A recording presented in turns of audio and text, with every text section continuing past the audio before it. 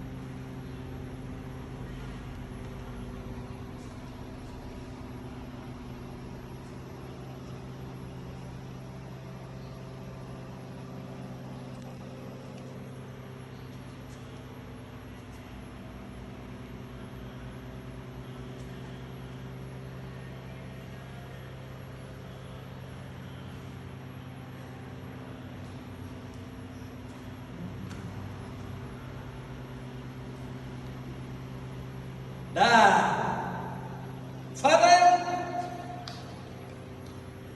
Mr. Achan, come here.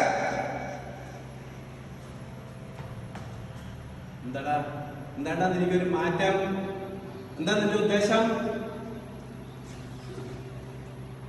നീ എന്റെ അടുത്ത് വർഷങ്ങൾക്ക് മുമ്പ് നീ കുടിക്കാൻ സോഡ വാങ്ങിയിട്ട് വരാൻ പോകും അല്ലേ? ഇപ്പൊ ഞാൻ പറഞ്ഞ എനിക്ക് ഒരു കോല വാങ്ങിട്ട് പോ. എന്താടാ നീ പറയുന്നത്? കുടിച്ചു നശിക്കേ? നീ ഞാൻ നിന്റെ അച്ഛനാണ്, അതൊന്നും മനസ്സിലായിട്ട് എനിക്ക്. അച്ഛൻ, ഫാദർ, ഔട്ടോ.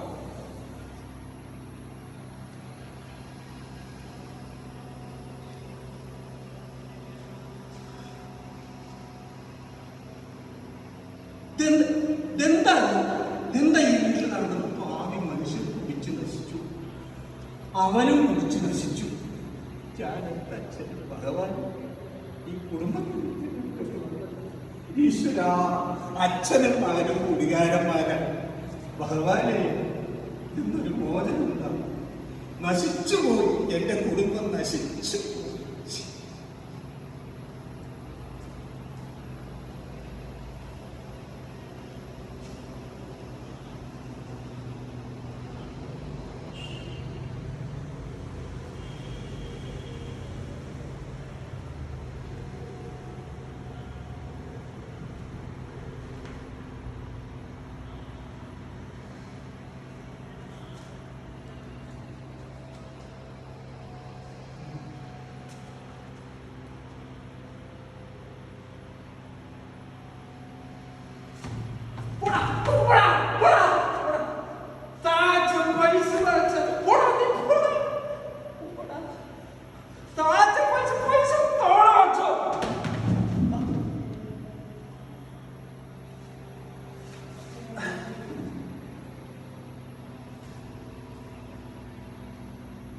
കണ്ടില്ലേ? ഇത് കണ്ടില്ലേ? ഒരു വീട്ടിലെ അച്ഛനും മകനും മദ്യപാനത്തിനും മയക്കുമരുന്നിനും അടിമപ്പെട്ടുകൊണ്ട് നശിച്ചുപോയൊരു കാഴ്ചയാണ് ഞാൻ നിങ്ങളുടെ മുന്നിൽ അവതരിപ്പിച്ചത്. ഇതുപോലുള്ള എത്ര കുടുംബങ്ങൾ നമ്മുടെ നാട്ടിൽ നശിച്ചുകൊണ്ടിരിക്കുന്നു. ഇതിനെതിരെ ഓരോരുത്തരും ശബ്ദമുയർത്തണം. മക്കൾ വിദ്യാലയങ്ങളിൽ പോയി വരുമ്പോൾ, ജോലി സ്ഥലത്ത് പോയിട്ട് വരുമ്പോൾ അവരുടെ ബാഗുകളും അവരുടെ ഓരോ നീക്കവും അവരുടെ ഓരോ മൂവ്മെൻറ്റും നമ്മൾ ശ്രദ്ധിക്കണം.